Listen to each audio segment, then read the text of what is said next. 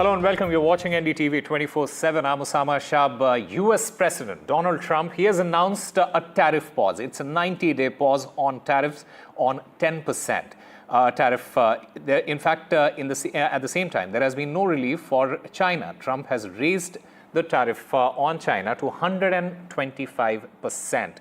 Trump, in fact, has softened his stance on tariffs on Truth Social. Trump said, and I quote, "Based on the lack of respect that China has shown to the world's market, I'm hereby raising the tariff charge to China by the United States of America to 125% effective immediately." At some point, hopefully in the near future, China will realize that the days of ripping off the United States and other countries is no longer sustainable or acceptable. And Kate Fisher joins us from Washington, D.C. Kate, what does this mean? Break it down for us. How significant is it?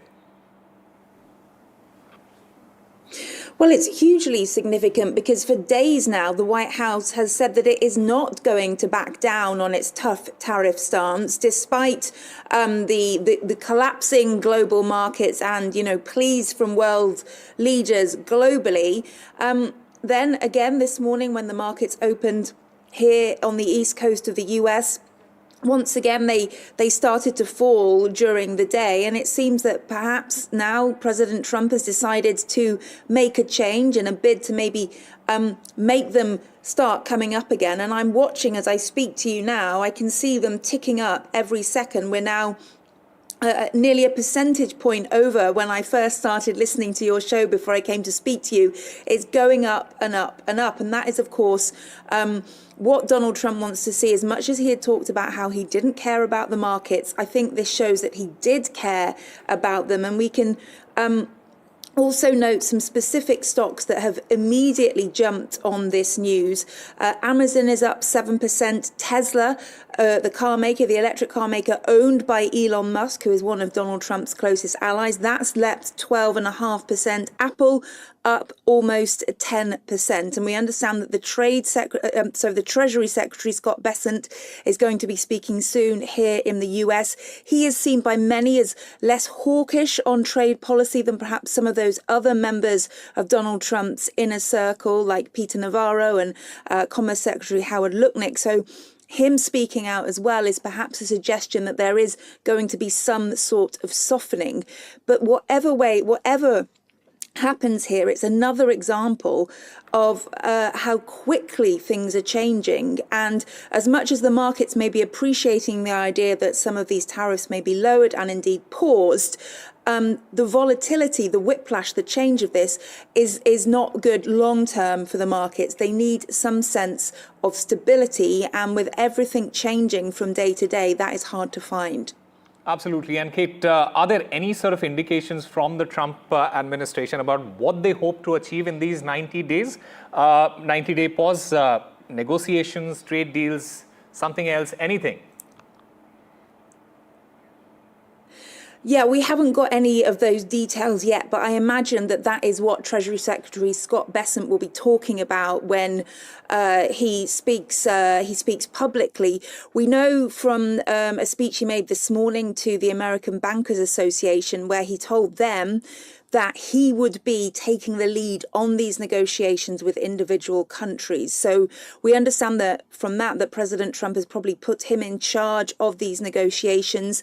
And that would suggest, now that we've found out about this 90-day pause, that he will be using that time to carry out these negotiations. Because there was a point made by an analyst earlier today about the fact that if the White House is looking to negotiate with all these individual countries, which are apparently numbering more than 70 who have now approached the White House, that's a huge administrative task in itself, and it can't be done in, a couple of hours. There will need to be a lot of meetings with a lot of people, and that will take time. So perhaps that is what this 90-day pause will give the Trump administration time to have those negotiations and then make a decision at the end of that as to where they stand on tariffs. But this is certainly a big change over the last few days. The markets and analysts and economists have been asking and calling on the Trump administration to do this, and they have not. And then today, clearly, they've decided the time is right and they need to do something to change that market trajectory.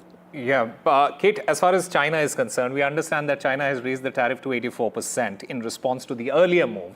How do you see this particular escalation playing out with the new 125% tariff on their goods, and how is the market going to get affected by this? Well, they're clearly the world's two largest economies are in a game of brinkmanship here. There is literally tit for tat tariffs. When one raises it, the other raises it. And now China announced this morning this 84% level of tariffing. Now Donald Trump has gone from 104%, which is what came in at 1 minute past midnight here, and now he's gone to 125%. Enforced immediately, he said. So clearly, neither of them are blinking at the moment, and it's impossible to predict how far this will go. But what we do know is that as it continues, because they are the two biggest economies in the world, it is not just affecting each domestic economy, but the entire world. And as it continues, it will only have a negative effect on not just their economies, but everybody else's. All right, Kate Fisher, thank you very much for getting us all the latest from Washington, D.C. And shifting our focus to our other big story that we are tracking, Tariffs and Rana, the accused in the 2008 Mumbai terrorism attack. He is being brought to India in a special plane after he exhausted his legal options in the U.S.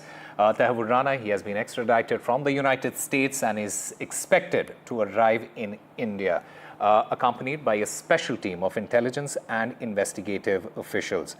A special plane is carrying Rana, and it will also take a halt in between at an undisclosed location before reaching New Delhi. This is what the sources have told NDTV. The plane would need refueling and is expected to touch down tonight or early in the morning. Devika, सबसे पहले तो आपसे जानना चाहेंगे तहव्वुर राना के बारे में आप क्या विचार रखती हैं, और जब इसे वापस भारत लाया जा रहा है, आप क्या चाहती हैं ऐसे एक शख्स को जो आतंकवाद को सराहना देता है, इसे कैसे ट्रीट किया जाए? जब गोली लगी तब मैं 9 साल की थी। अब ठीक 26/11 को 16 साल होके गए। तहव्वुर राना को 16 साल बाद लाया जा रहा है, तो इस बात से मुझे ये खुशी है कि एटलीस्ट फाइनली तहव्वुर राना को लेकर आ रहे हैं। हमारी इंडियन गवर्नमेंट को काफ़ी उससे इन्फॉर्मेशन मिलेगी कि पाकिस्तान में आज भी कितने आतंकवादी छुप कर बैठे हैं, और 26/11 के टाइम पे इनकी क्या प्लानिंग थी, 26/11 के टाइम पे इनकी कितने लोगों ने हेल्प की थी, वो सारी चीज़ें अभी सामने आएगी। तो तहव्वुर राना को लाने के बाद जल्द से जल्द उसे फांसी की सज़ा देनी चाहिए। यानी आप चाहती हैं कि उसे फांसी की सज़ा? जी, मैं यही चाहती हूँ कि तहव्वुर राना को फांसी की सजा हो, क्योंकि उसने भी आतंकवाद पाला है, आतंकवाद को सपोर्ट किया है। 26/11 में पूरा उसका हाथ था, वो खुद एक मास्टरमाइंड है, वो खुद आतंकवादी है, तो उसे फांसी की सजा ही होनी चाहिए। देविका, आपको लोग इसलिए भी ब्रेव कहते हैं क्योंकि आपने कोर्ट में कसाब को पहचाना था, आप ही ने कहा था, वो भी इतनी छोटी उम्र में, जबकि आपके पैर में गोली भी लगी हुई थी। देविका ने जाकर कोर्ट में पहचाना कि हाँ, यही वो अजमल कसाब है जिसने इतने लोगों पर फायरिंग की थी, जिसके बाद अजमल कसाब को फांसी हुई। वो रात के बारे में ज़रा बताइए, आखिर हुआ क्या था और कितना भयावह रहा रहेगा आपके परिवार के लिए? क्या कुछ दृश्य था उस समय? 26/11/2008 की रात में मेरे पापा, मेरे भाई, मैं, हम तीनों पूना जाने वाले थे। बैंड्रा से हम CST के लिए गए थे। CST में 12 टर्मिनल प्लेटफॉर्म के सामने बैठे। उतने में मेरा भाई बोला मुझे टॉयलेट आया। पापा बोले तू जाके आ जा, फिर हम टिकट निकल के जाएंगे। जैसे ही वो गया, अचानक से बॉम्ब विस्फोट होता है, गोली फायरिंग होने लगती है। लोग भागते भागते गिर रहे, किसी के हाथ में गोली लग रही तो किसी के पैर, तो किसी के सर पर। मुझे समझ नहीं आ रहा था कि आखिर वहाँ तब सब क्या हो रहा है। तभी मेरी उम्र 9 साल 11 महीने की थी। मेरे पापा ने कहा कि बेटा हम भी यहाँ कुछ तो गलत हो रहा है। मैं जैसे मेरे पापा के साथ भागने की कोशिश करती हूँ, एक गोली आके मेरे राइट पैर में लग जाती है। गोली लगने के बाद मैं गिर गई, बेहोश हो गई। उसके पहले मैं एक शख्स को देखती हूँ जो बुटका सरीका, जिसके हाथ में बड़ी सी गन है और वो अंधाधुंध गोली फायरिंग कर रहा है। ऐसा लग रहा है हम लोगों को मार के उसे खुशी मिल रही है। उसके चेहरे पे कोई डर नहीं, कोई गिल्टी फील नहीं, कुछ ऐसा ये नहीं था। तो वो नज़ारा मैं आज तक कभी भूल नहीं पाई हूँ। वहाँ से मुझे सेंट जॉर्ज हॉस्पिटल लेके गए। सेंट जॉर्ज में काफ़ी पेशेंट थे, डॉक्टर किसी को बेहोश कर रहे तो किसी को नहीं कर रहे।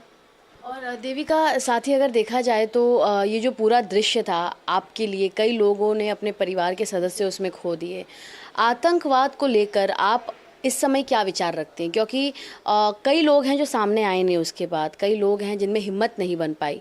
आपके अंदर हिम्मत थी, आप सामने आई, आपने बात किया।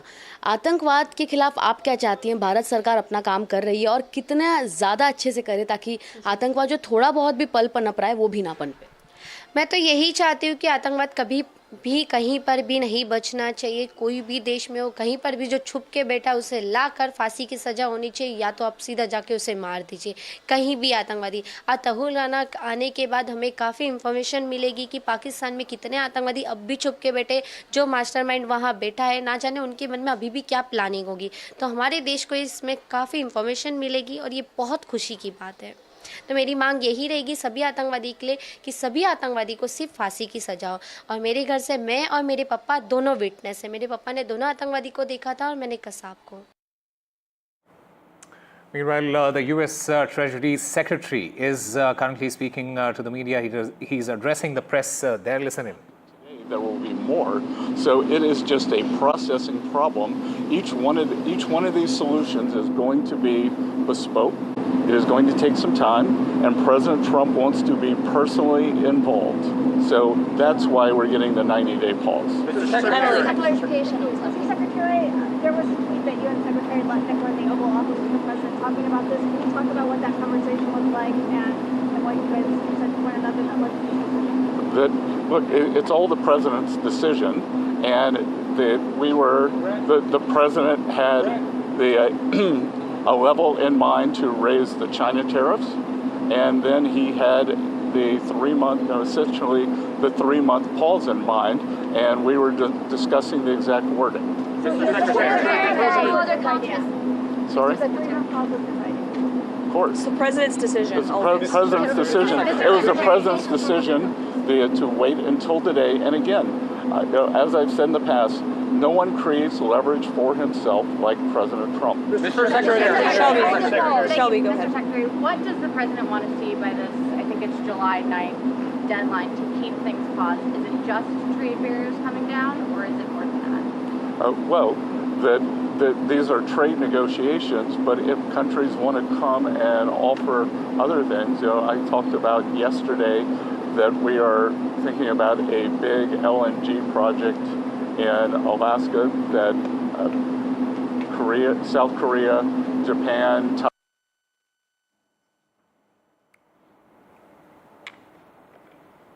All right, Scott Bessent, the U.S. Treasury Secretary, speaking to the media, addressing the media after the U.S. President, Donald Trump, he has paused the tariff for the next 90 days.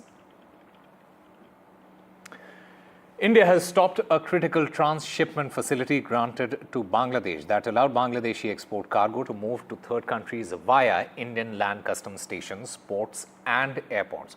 On Bangladesh, the transshipment facility extended to Bangladesh has over a period of time resulted in significant congestion at our airports and ports. And this is what the Minister of External Affairs has said. Logistical delays and higher costs were hindering our own exports and creating backlogs. The facility, therefore, has been withdrawn. To clarify, these measures do not impact Bangladesh exports to Nepal or Bhutan transiting through Indian territory. Dhaka, in fact, relied on facility to access global markets. This was a facility that was extended to Bangladesh in 2020. The transshipment facility extended to Bangladesh had over a period of time resulted in significant congestion at our airports and ports. Logistical delays and higher costs were hindering our own exports and creating backlogs. The facility, therefore, has been withdrawn with effect from 8th April 2025. And let me clarify here, I saw some reports. These measures do not impact Bangladesh's exports to Nepal and Bhutan transiting through Indian territory. West Bengal Chief Minister Mamata Banerjee on Wednesday said that Muslims were aggrieved because of the enactment of the Waqf Act and assured the minority community members that she would protect them and their properties in the state. BJP has come down heavily and called it appeasement politics by the TMC chief.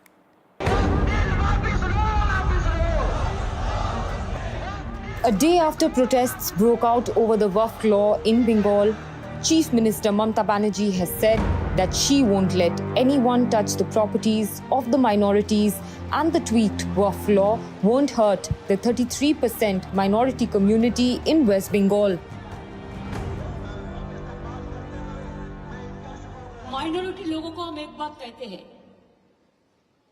देखिए आप लोगों को दिल में दुख हुआ है वक़्फ़ property के लेके, आप भरोसा रखिए बंगाल में ऐसा कुछ नहीं होगा जिसमें कोई डिवाइड एंड रूल होगा।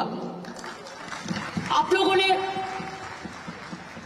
ये मैसेज दीजिए कि सबको एक साथ में रह के बचना है, जियो और जीने दो, और जो रहेगा उसको प्रोटेक्शन देना हमारा काम है।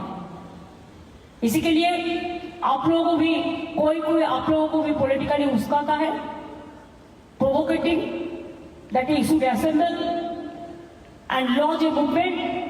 I will appeal to all of you not to do it. Please remember, when Didi is here, Didi will protect you and your property. The opposition BJP hit out at Mamata Banerjee and said that the CM's remarks are a testimony that the TMC only intends to appease the minorities instead of handling the law and order situation in the state. Mamata Banerjee जिस तरीके से ये appeasement politics कर रही है, आगे आने वाले समय में बंगाल पश्चिम बंगाल रहेगा कि पश्चिम बांग्लादेश बन जाएगा, इसको लेके आप पश्चिम बंगाल के हिंदुओं के मन में डाउट हो रहा है। आज मुर्शिदाबाद में 2 पुलिस की गाड़ियां जलाई गई, 6 पुलिस वैन वैंडलाइज्ड हो गया। While addressing a religious program here in Kolkata, Chief Minister Mamata Banerjee sent out a message of Jio or Jine Do. This as Waqf protests spill onto the streets in parts of West Bengal. But the Chief Minister is yet to implement the new law, and what remains to be seen is ahead of the election season how she does that here in the state of West Bengal. With GD Shankar, Sreyashi De for NDTV. The Jammu and Kashmir Assembly erupted in chaos during a session discussing the Waqf board, with opposition parties accusing the ruling coalition of orchestrating a fixed match between the National Conference and the BJP. The session ended on a bitter note with a heated exchange between Omar Abdullah and the PDP, who had previously formed an alliance with the BJP. The Jammu Kashmir Assembly session ended on a bitter note. The last day witnessed fisticuffs and ugly brawl between the members. The lone MLA of Aam Aadmi Party was a target for his controversial comments. Mehraj Malik alleged that both BJP and PDP attacked him inside and outside the house as the Waqf Act rocked assembly for the third and last day of the session.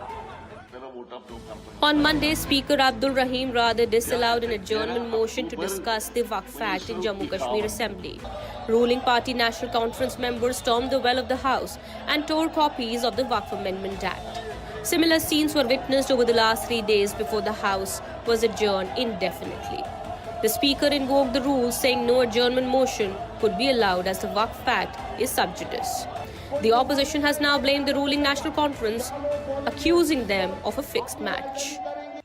जो वहाँ से minister आए थे करण रिजिजू, उनका इस्तेकबाल करके उन्होंने पूरे मुल्क के मुसलमानों को ये पैगाम दिया कि जो आपके साथ इस वक्त पार्लियामेंट के अंदर हुआ, जो वक्फ में अमेंडमेंट लाया गया, उसके साथ यहाँ की सरकार है, उसके खिलाफ नहीं है। They have sabotaged any sort of comment that could have come, any sort of censure, any sort of rejection, negation from the people of J&K. They have effectively sabotaged it.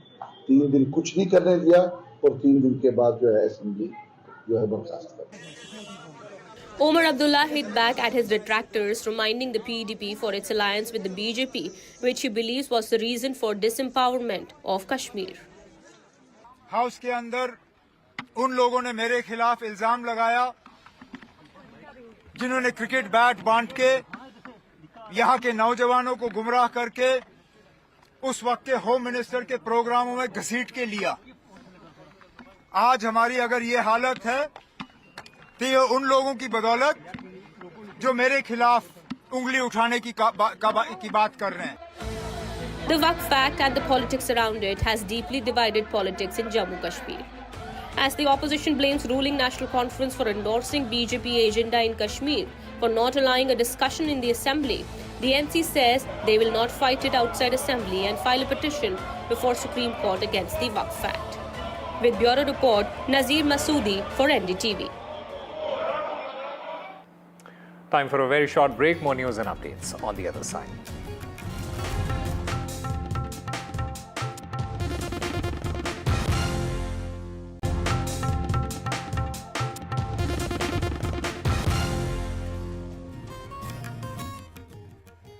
And US President Donald Trump's growing tariff war is pushing India and the UK to secure a trade deal, given the fresh salvo of tariffs imposed on the two countries. The Finance Minister, Nirmala Sitharaman, she met with the UK Chancellor, Rachel Reeves, and reiterated the commitment of the two governments to strengthen ties between the two nations and said both sides are continuing negotiations at pace towards a mutually beneficial free trade agreement and bilateral investment treaty. In a major boost to India's maritime defense, the Cabinet Committee on Security has cleared the procurement of 26 Rafale M fighter jets for the Indian Navy, a deal worth over rupees 63,000 crore with France. This acquisition enhances India's carrier-based combat capabilities, equipped the Navy with advanced jets like the Rafale M armed with cutting-edge missiles. Set to join the INS Vikrant, this move positions India among the top Rafale operators globally, strengthening its strategic presence in the Indo-Pacific. The Cabinet Committee on Security has now cleared the procurement of this fighter, the Rafale M, for the Indian Navy. This marks a significant step in enhancing India's maritime defense capabilities. Now, the deal is valued at over 63,000 crore rupees and reflects India's strategic investment in advancing naval aviation through a government-to-government agreement with France. Now, India will acquire 26 Rafale jets comprising 22 single-seater fighters and 4 twin-seater trainers to bolster our carrier-based operations. Let's tell you about the Rafale M. It's likely to be armed with advanced weaponry such as the Meteor missile, the Scalp missile, and the Exocet missile. These are all state-of-the-art missiles. They fulfill different roles. The Meteor missiles target aircraft more than 150 kilometers out. The Scalp can hit targets on the ground at ranges in excess of 200 kilometers. And the Exocet is an anti-ship missile. So those are going to be coming fitted with this particular aircraft. India is expected to receive our first Rafale M jet within 5 years of signing the contract, with delivery starting around 2029-2030. The hope is that all of the deliveries will be done by 2031. Now, with this acquisition, India will become one of the top 3 largest users of the Rafale fighter globally, alongside France and the United Arab Emirates. India will ultimately end up operating at least 62 jets across the Air Force and the Navy. Now, the Rafale M's carrier-optimized design features reinforced landing gears designed to operate off this ship, one of India's 2 aircraft carriers. This is the Vikrant. We also have the Vikramaditya. It'll be landing on this deck, operating off what is called the ski jump in this part of the ship. So the fighter jets got reinforced landing gear. It's got a tail hook that ensures it can actually land in this short deck over here. It'll ensure seamless operations on the 2 aircraft carriers. It's also been equipped with a very, very advanced radar. That's called an AESA radar. Let's go to the next page, this one. The radar, very, very advanced. It's an electronically scanned radar. It can detect several targets all at once, engage several targets all at once in the sky, out at sea, on the land. It's also been equipped by a Spectra electronic warfare system. That's a defensive system. You've got different aspects of this spread across different parts of the fighter jet. This ensures that when it goes into war, the pilot and the aircraft are protected. The Rafale M offers superior situational awareness and survivability. It enhances India's maritime strike and air defense capabilities. It is streets ahead of the MiG-29K that the Indian Navy presently operates on our aircraft carriers.